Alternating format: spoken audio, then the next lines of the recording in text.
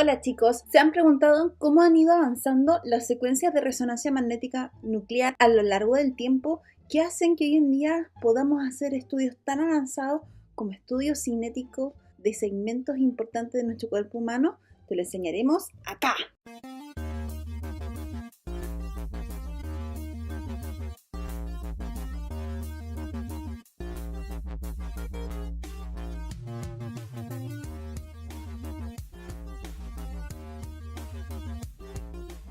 Bien, entonces para poder iniciar qué es lo que son las secuencias rápidas, tenemos que entender y recordar el concepto de secuencias clásicas. Las secuencias clásicas son modelos formados por pulsos de radiofrecuencia conocidos y separados por intervalos de tiempos adecuados según lo que nosotros queramos ver en resonancia magnética. Y la función de este módulo o este ciclo en excitación y relajación es poner orden en el proceso de relajación de nuestro protón. Recordar también que el proceso de la adquisición de la señal en las antenas pasa por distintos procesos que son conformantes en el proceso de codificación de señal.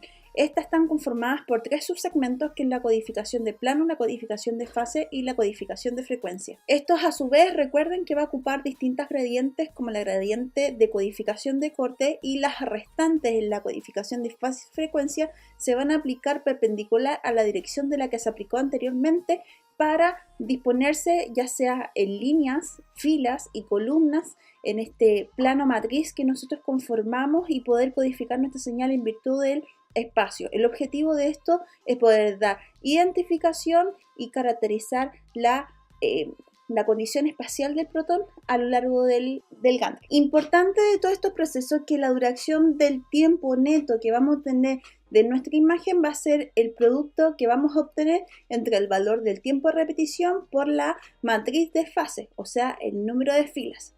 Algunas veces se van a repetir varias veces y esto aumenta la relación señal-ruido, mejora la calidad de relación señal-ruido. Cuando hablamos de que rellenamos varias líneas del espacio K de manera continua, o sea, repito la señal en una fila del espacio K, hablamos del número de excitaciones, que es el nex, ¿ya? Que es el número de codificaciones que yo hago por cada línea del espacio K.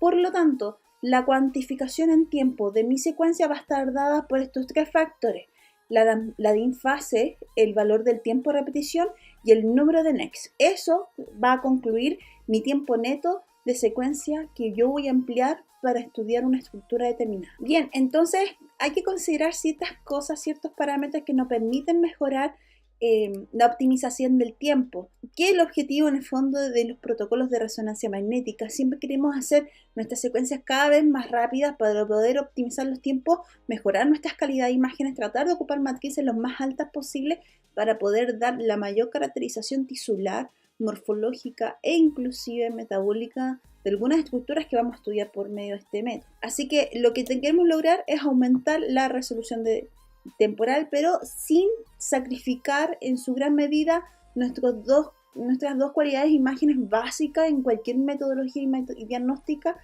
que es la resolución espacial y la resolución de contraste. El efecto de poder disminuir nuestros tiempos de adquisición en nuestras secuencias nos permiten avanzar en la tecnología, en la caracterización de protocolos más avanzados y poder estudiar nuestro cuerpo humano de distintas formas, ya sea mediante estudios funcionales, estudios de órganos que estén en movimiento en tiempo real, y estudios a la vez de mayor sensibilidad ante movimientos tan bruscos como los vasos, y realizar estudios por angiografía, tanto sin contraste como con contraste, que los vamos a ver más adelante. Así que en este contexto ya tenemos que empezar a avanzar, a codificar, a optimizar nuestras secuencias en virtud de estos parámetros que ya hemos visto, como la DIN fase, la DIN frecuencia, el nex, el tiempo de repetición, el tiempo de eco. Después vamos a ver que hay FOB que hacen que se haga superposición de FOB reales versus FOB virtuales. Lo vamos a ver en la clase de calidad de imagen, pero lo más importante son las formas del llenado del espacio K. Ya el espacio K, recuerden que es un espacio virtual en donde me permite leer la señal según sea mi conveniencia, según sea mi interés en caracterizar mayor resolución espacial o mayor resolución de contraste, sea las características tisulares, y a la vez dependemos de las características físicas de nuestras secuencias.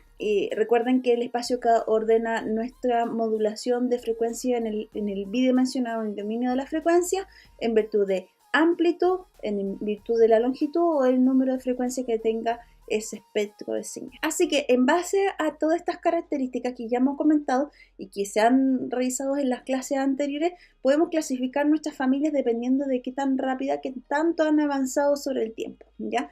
Recuerden que tenemos dos grandes familias que las comentamos en la clase de secuencias básicas, que son las secuencias de spin eco o eco de radiofrecuencia y las familias eco de gradiente, ¿ya?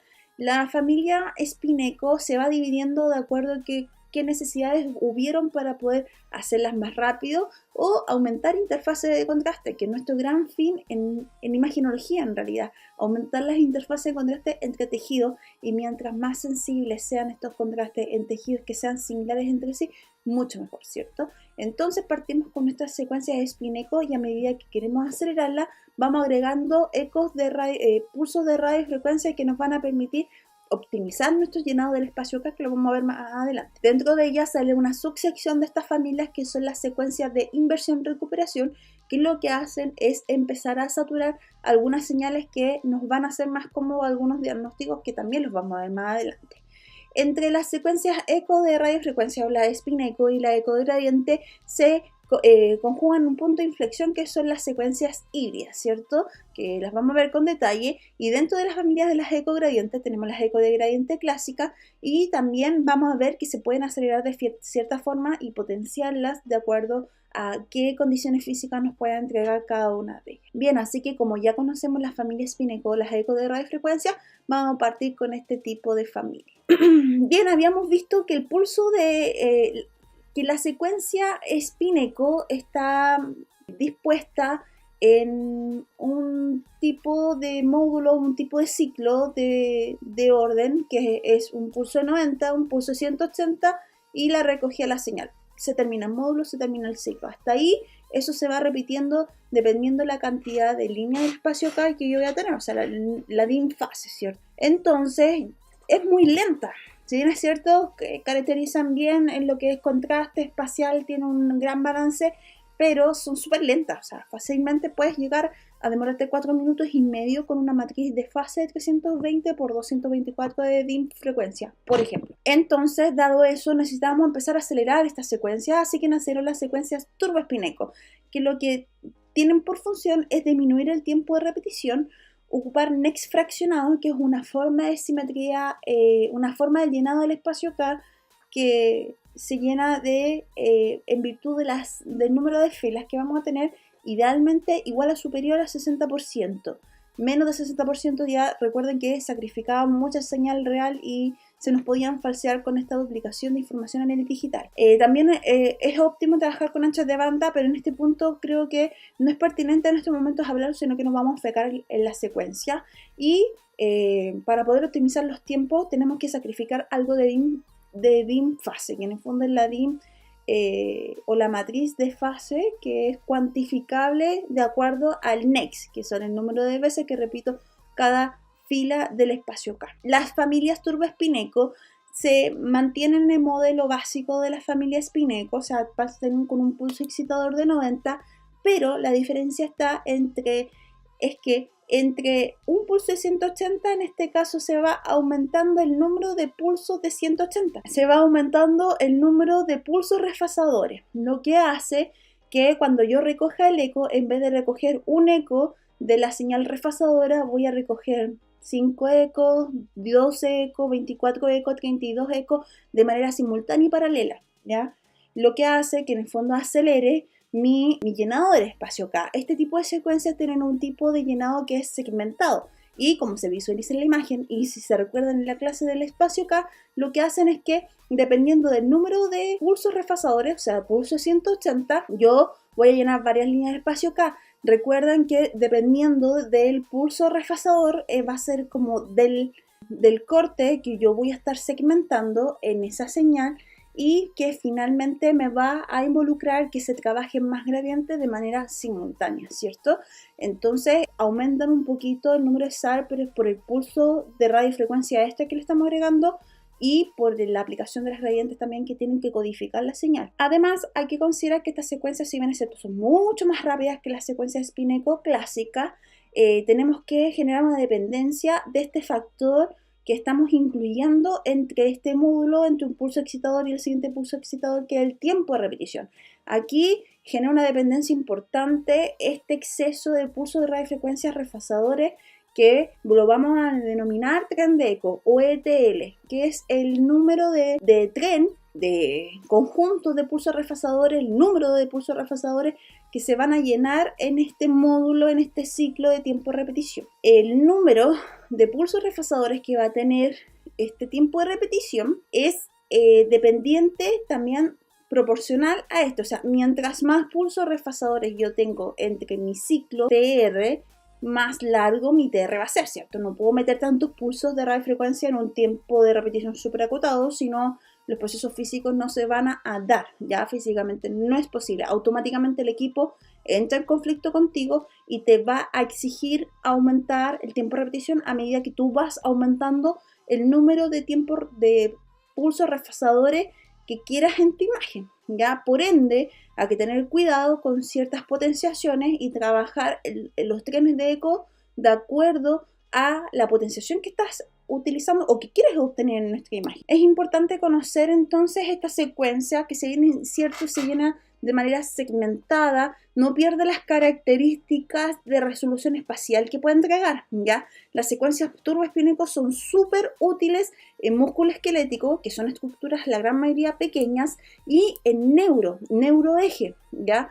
¿Por qué? Porque entregan mucha información, rica información en resolución espacial, y además las interfaces de contraste son bastante exacerbadas, tanto en las potenciaciones básicas, que son el T1 y el T2, y la potenciación intermedia, que la ocupamos bastante en músculo esquelético, que es la densidad protónica o el dP. Cabe señalar que además, y recuerden que mientras más pulso de radiofrecuencia yo aplico en mi imagen resultante, más corrección de las inhomogeneidades del entorno bioquímico voy a generar. ¿Por qué? Porque yo estoy haciendo nivelación energética, y por favor esto no se olvide. Esta nivelación energética que yo genero a través de los pulsos de radiofrecuencia me va a permitir que todos lleguen a un umbral de energía máximo. Por ende, todos van a estar completamente y al unísono, todos los protones van a estar en estado de fase, lo que así permite que no se expresen las diferencias protónicas de precesión que estaban inicialmente, puesto que han absorbido energía y todos han llegado a un nivel máximo. Vamos a ver que las secuencias gradiente eco no se da esa condición, ¿ya? Así que importante, anótalo como un punto importante en tus apuntes, porque esto va a significar mucha información cuando estemos viendo las secuencias gradientes. Bueno, la imagen de la izquierda de tu pantalla es una imagen potenciada en T2, porque lo que estamos viendo hiperintenso son los líquidos. Recuerda que la sustancia gris tiene componente más celular, por ende tiende a ser más hiperintensa con respecto a la sustancia blanca, en donde tenemos mayor componente graso, magro, más puro, pero graso. En el caso de la imagen del medio estamos viendo un corte sagital de columna, en este caso es una potenciación T1, y como yo sé que es un T1, porque el líquido cefalorraquídeo lo veo hipointenso, lo veo más oscuro que estructuras que tengan componente graso como la grasa pélvica, la grasa subcutánea o el contenido graso que tiene a nivel óseo también, ¿cierto? Y en el caso de la imagen que tengo a la derecha es una densidad protónica. ¿Y cómo yo sé que una densidad protónica? Porque puedo relacionar los tejidos en virtud de su carga de agua que deberían conocerse, como en el caso del componente muscular, que tiene mayor componente fibrótico, proteico. En el caso del hueso, claro que tenemos más células, pero estas células son un poco más heterogéneas, pero el hueso tiene un poquito más de agua que el cartílago, por ejemplo. Entonces, así vamos viendo las densidades de estructura en virtud de su cantidad de agua resultante que puedan tener. ¿Podemos hacer que estas secuencias puedan ser aún más rápidas? Claro que sí. Y aquí nacen, en la medida de hacer más rápidas estas secuencias, pasan de turboespinecos a fast turboespinecos o ultra turboespinecos. ¿Qué tienen por función estas secuencias? Es tratar de, con un solo tiempo de repetición, llenar todo el espacio K. Y eso involucra que hayan tantos pulsos refasadores, o sea, tantos pulsos de 180 como tenga la matriz de fase. O sea, si yo tengo una matriz de 220, yo voy a tener que necesitar entre mi único pulso excitador 220 pulsos refasadores, ¿cierto? Si yo tengo una matriz de 300, tengo que tener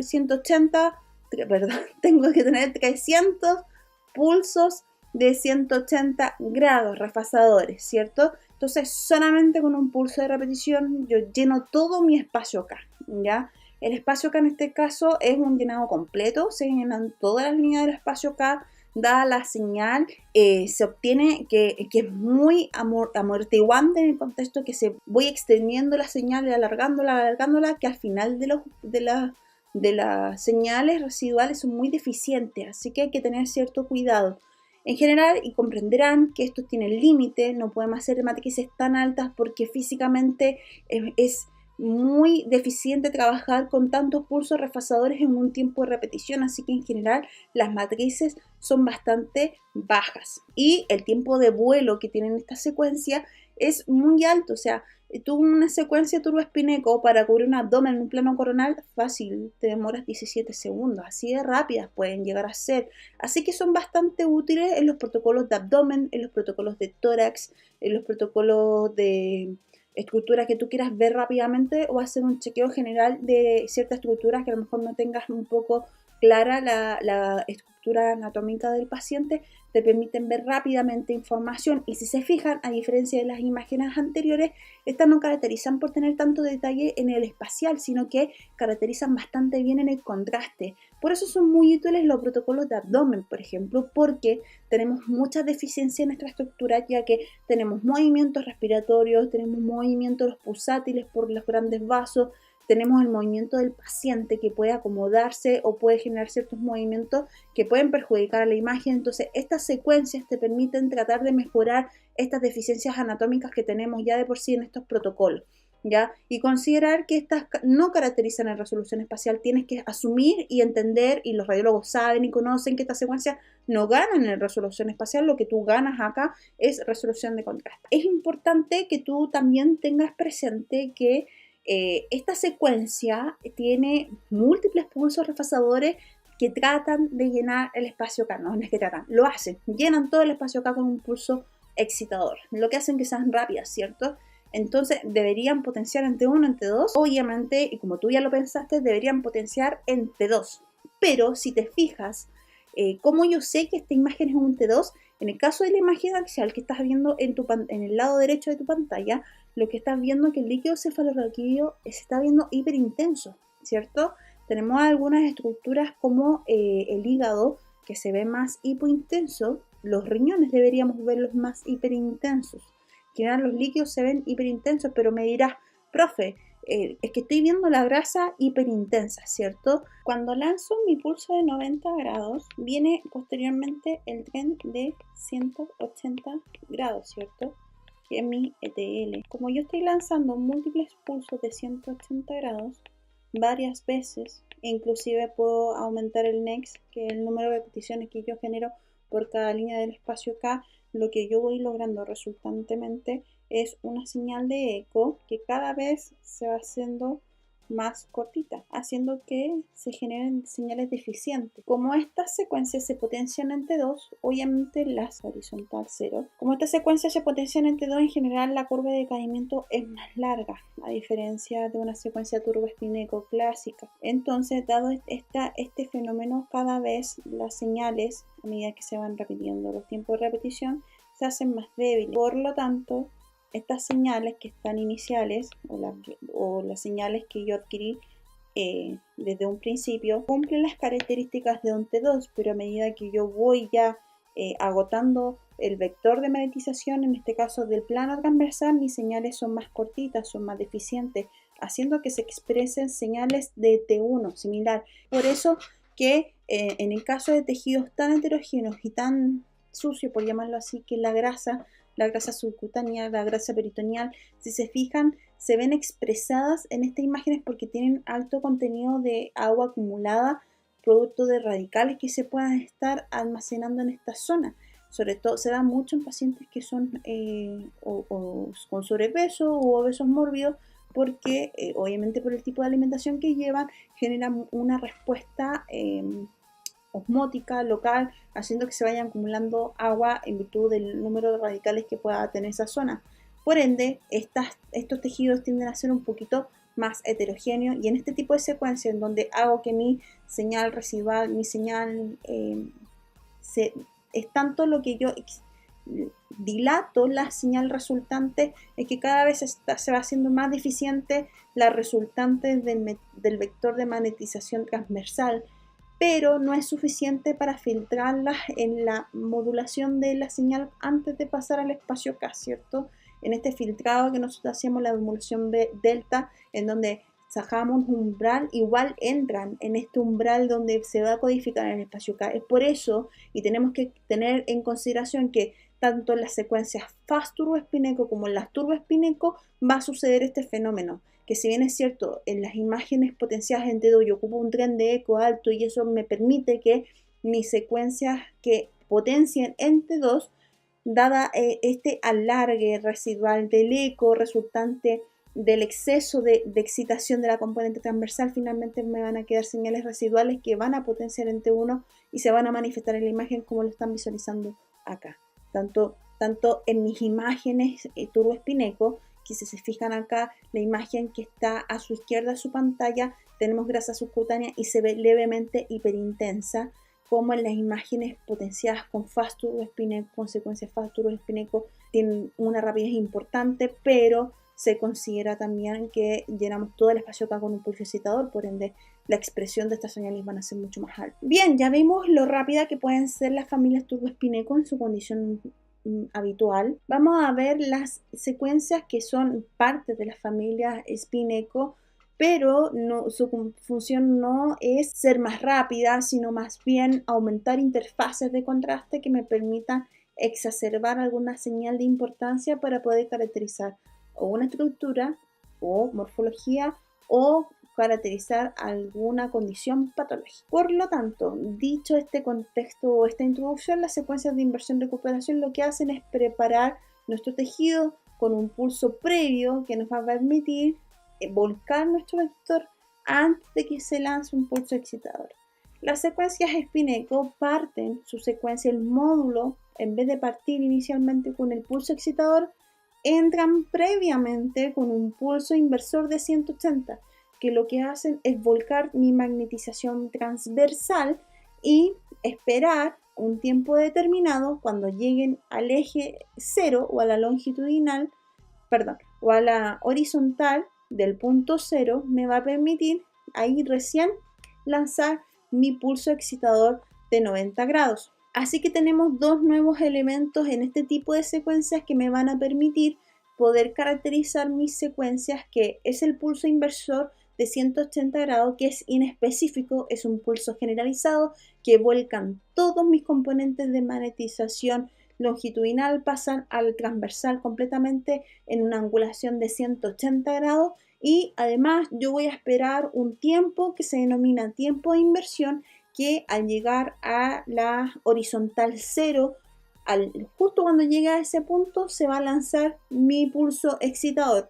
¿Cuánto tiempo voy a esperar? Dependiendo de qué es lo que quiera anular, porque esa es la función que tienen estas secuencias, anular una señal que no quiero que se exprese en mi imagen, ya sea agua, grasa o simplemente aumentar la interfase de contraste. Toda secuencia tiene una horizontal 0, ¿cierto?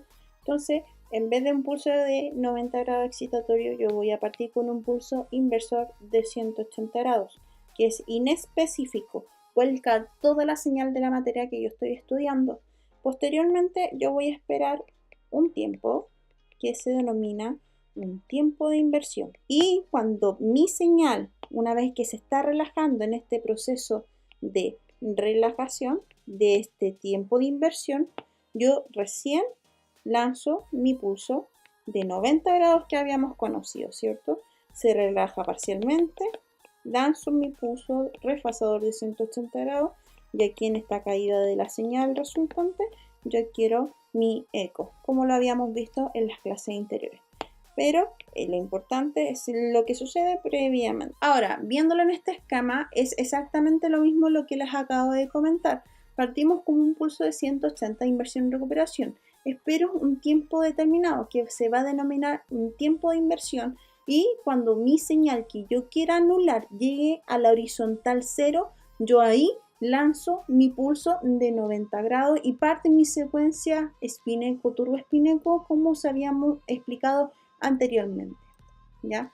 Lo relevante, lo importante es que yo puedo hacer 3 caracterizaciones en base a este principio físico, que es o saturar la señal de la grasa, o saturar la señal del agua, o aumentar la interfase de contraste. Yo no quiero anular señal, sino que aumentar la interfase de contraste entre tejidos que sean de mi interés para poder estudiar principalmente morfología.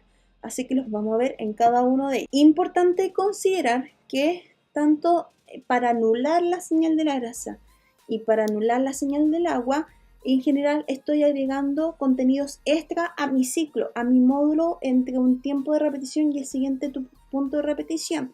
Por lo tanto, en mi ciclo parte, en vez de partir con el pulso excitador de 90, parte con mi pulso refasador de 180 grados. Tener que meter un pulso de 180, esperar un tiempo de inversión y además agregarle un pulso de 90, un pulso de 180 y esperar el eco para modularlo en la codificación de señal, hace que tenga mucho tiempo de codificación, de la emisión de las imágenes resultantes. Entonces, estas secuencias potencian entre dos, tanto las imágenes que vamos a ver con detalle que saturan la señal de la grasa, como las imágenes que saturan la señal. Bien, así que en el caso de la imagen que aparece al lado derecho de tu pantalla, tenemos las imágenes que tienden a saturar la señal de la grasa. Entonces, lo que se va a producir es que yo lanzo mi pulso de 180 grados, ya que es inespecífico. Ojo acá, es inespecífico para el tejido que yo estoy estudiando. Posteriormente voy a esperar un tiempo de inversión. En este caso, como yo quiero anular la señal de la grasa, yo voy a esperar un tiempo de inversión que rondee entre los 140 a 160 milisegundos, que me van a permitir anular las señales que sean similares o igual a la grasa, ya que pueden caer en ese juego también. Así que en este caso, en el caso del STIR, que son secuencias de inversión-recuperación que saturan la grasa, tenemos estos 3 ejemplos que nos permiten diferenciar qué tanto es lo que tengo que esperar en mi inversión-recuperación para anular la señal de la grasa. A medida que mi tiempo de inversión se hace más largo, la interfase de contraste se hace mucho más exacerbada, la escala de grises tiende a cortarse, por ende voy a tener menos matices de grises con los cuales yo voy a modular mi señal.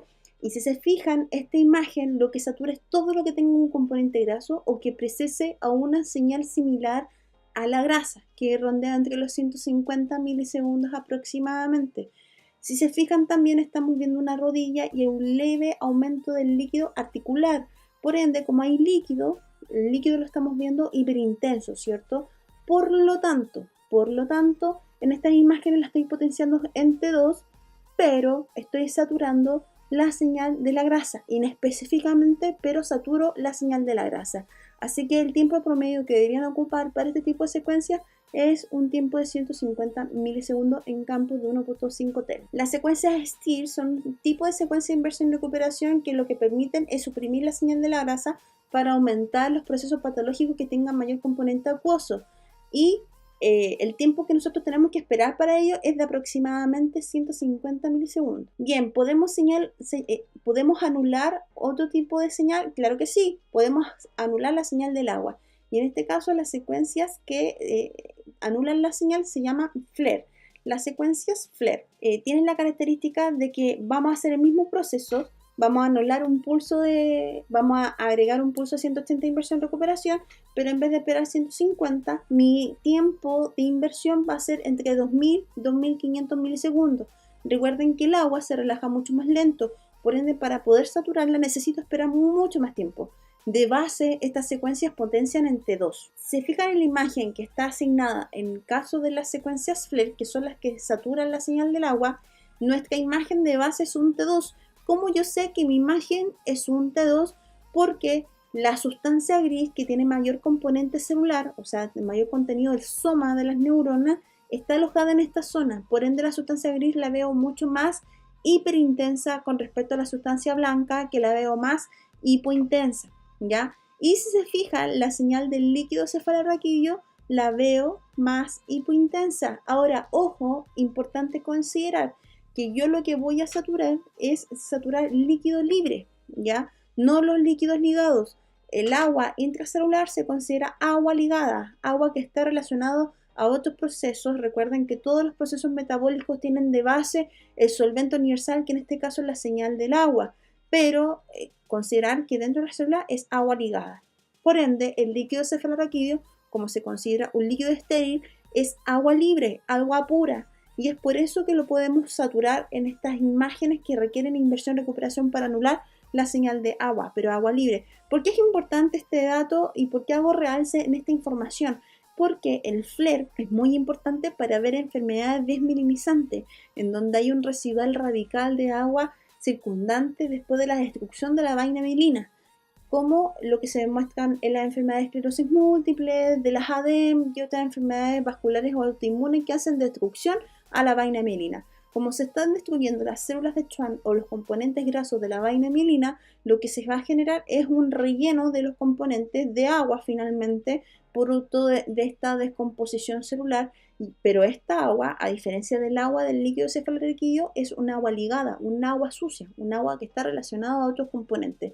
Es por eso que esas lesiones en estas imágenes las vamos a ver hiperintensas, al igual que la sustancia gris, porque tienen mayor componente de agua ligada. Si tuvieran agua libre, agua limpia, la veríamos tan hipointensa como se ve en este caso la señal del líquido cefalorraquídeo. Aprovechando la imagen entonces, en el caso del STIR, si se fijan, estamos viendo un corte sagital de columna lumbar. Si se fijan, el componente del líquido cefalorraquídeo lo veo más hiperintenso con respecto al cono medular, que es parte de la médula que tiene componente graso, ¿cierto? Que se ve más hipointenso. Y si se fijan en la grasa subcutánea y la grasa peritoneal, que deberíamos habitualmente verla hiperintenso producto de las secuencias Turbo-Espineco, en este caso ocupamos un tiempo de inversión que me requiere anular la señal de la grasa, por ende la estoy viendo más hipointensa. Bien, habíamos comentado también que existe una tercera opción de inversión-recuperación, que lo que hacen es aumentar las interfaces de contraste. No quiero anular señales y en este caso van a ser las T1 de inversión-recuperación. En esta imagen que se visualiza a la izquierda de tu pantalla estamos viendo un cerebro en un plano coronal. Si se fijan, la interfase de contraste, los brillos de contraste entre negro y blanco que puedan existir en esta imagen, son mucho más exacerbados en cualquier otra imagen que hemos visto hasta ahora. ¿Y por qué se llega a lograr esto? Como se visualiza en el esquema que está a la izquierda de tu pantalla, yo en vez de que pase por el umbral 0 de la horizontal 0, la señal, yo no espero a que llegue ahí, sino que espero un poquito más, ¿cierto? En el caso de las secuencias T1 de inversión-recuperación, yo lanzo un pulso de 180 grados, pero en vez de llegar, una vez que se relaja este tiempo de inversión, llegar al horizontal 0, no me interesa llegar a este punto. Yo voy a esperar un poco más, pero ¿cuál es la diferencia? Yo voy a tener dos tipos de curvas, ¿cierto? Una curva que se va a relajar más rápido, que en este caso serían los componentes grasos, y una curva de relajación que es mucho más lenta, que es en el caso de los componentes líquidos. Entonces, cuando yo quiera generar un intervalo de espaciado de señales importante, como en este caso, que aquí se hace mucho más pronunciada la diferenciación de las curvas de relajación como si las analizáramos en este sector. Yo aquí, en donde se logra mi mayor interfase de contraste, aquí recién, voy a poner acá, recién lanzo mi pulso de 90 grados, ¿cierto? En donde yo espero que el intervalo de relajación entre los componentes grasos y los componentes líquidos sea lo completamente exacerbado. Y si se fijan, ya pasamos el umbral 0. No esperamos a que llegaran al umbral 0 para lanzar mi pulso excitador, sino que es un poco más el tiempo que yo espero. ¿Y cuánto es el tiempo que espero aproximadamente de tiempo de inversión para lograr este fenómeno físico? Es de aproximadamente 400 milisegundos. Algunos textos hablan de 400 a 600 milisegundos, pero en general 400 es lo que se ocupa hoy en día en equipos de 1.5 T. Por lo tanto, podemos lograr imágenes con una interfase de contraste. Por lo tanto, podemos llegar a lograr interfaces de contraste tan amplias como lo que se visualiza en la imagen izquierda de tu pantalla. Bien, entonces a modo de resumen te dejo esta tabla que es bastante útil en donde hace un resumen de los principios, ventajas y desventajas de esta secuencia que tú tienes que tener presente, porque al final de esta unidad nosotros qué es lo que queremos lograr, que tú sepas identificar la imagen y saber la secuencia que se está empleando, la potenciación que se está empleando, ventajas y desventajas de las secuencias y el plano que se está empleando, porque dependiendo del plano son las gradientes que se van a ocupar, ¿cierto? Así que atento con esta imagen. Bien, como ya conocimos cuáles son las secuencias de mayor relevancia que son caracterizables en las familias Spinnaker, conozcamos cómo se trabajan las secuencias gradiente eco. Las secuencias gradiente eco tienen diferencias notables a diferencia de las familias spin-eco.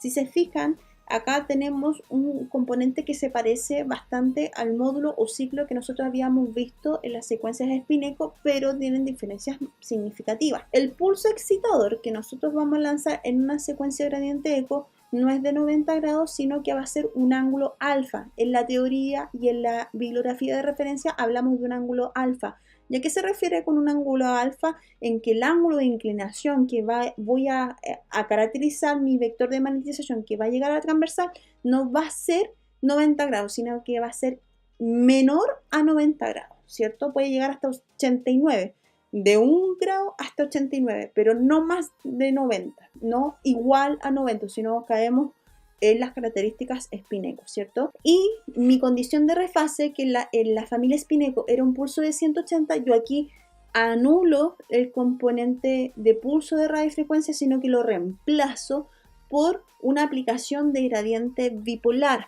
¿ya? ¿Y qué es lo importante de mi aplicación de gradiente bipolar? Y que ya lo hemos conversado en la clase de equipamiento y parte de los componentes de las secuencias clásicas, es que un pulso de refasador yo lo puedo dar de dos formas: a través de un pulso de radiofrecuencia, que lo que hace es una carga energética que hace que el protón procese finalmente más rápido y llega a un umbral de energía, y todos los protones que se están excitando finalmente llegan a un umbral de energía en fase al unísono y todos tengan la misma cantidad de energía. Cuando yo ocupo un pulso refasador de gradiente, lo que yo voy a hacer es que mis protones se van a acelerar todos, porque como estoy aplicando gradiente, se van sumando campos magnéticos, ¿ya? Recuerden que el campo magnético principal es mi campo de base, ¿cierto?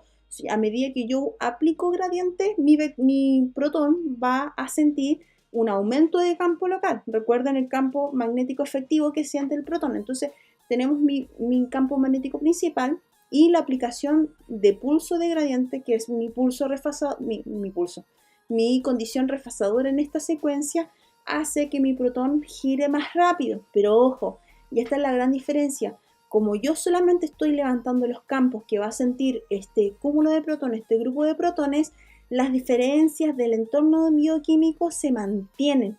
O sea, yo no hago carga energética, yo no estoy inyectando un pulso de energía, sino que solamente estoy levantando campos. Y como estoy solamente levantando campos, lo que hacen es que estas diferencias pequeñas del entorno bioquímico, que por condiciones de presión, temperatura, tipo de enlace, entrelazamientos electrónicos que se puedan dar con otros átomos u otras moléculas, se mantiene.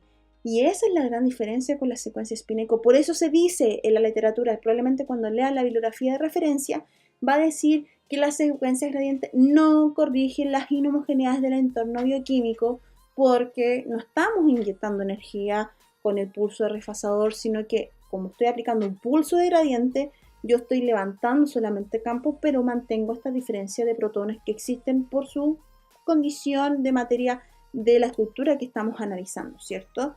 Y finalmente se van a aplicar el resto de las gradientes para codificar la señal del eco resultante que se obtenga de este módulo que nosotros acabamos de analizar. Bien, entonces, a modo resumen, en vez de tener un pulso excitador de 90 grados exclusivo, voy a tener un pulso que sea inferior. Por ende, las potenciaciones van a caracterizarse principalmente no solamente en los tiempos de repetición y en el tiempo de eco, sino que dependen fundamentalmente del ángulo alfa, que lo vamos a ver más adelante.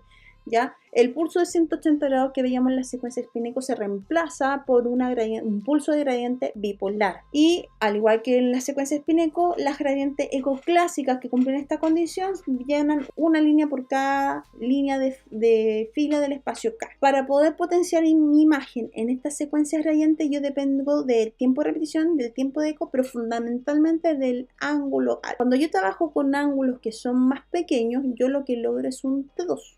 Cuando yo trabajo con ángulos intermedios, voy a obtener un DP. Y si trabajo con ángulos altos, cercanos a los 90 grados, no llegando exclusivamente a 90, cercanos a los 90 grados, yo voy a obtener un T1. Pero ¿cómo lo podemos lograr? Cuando yo estoy caracterizando mi vector de magnetización, tengo 0 grados y tengo mi inclinación transversal de 90 grados, ¿cierto?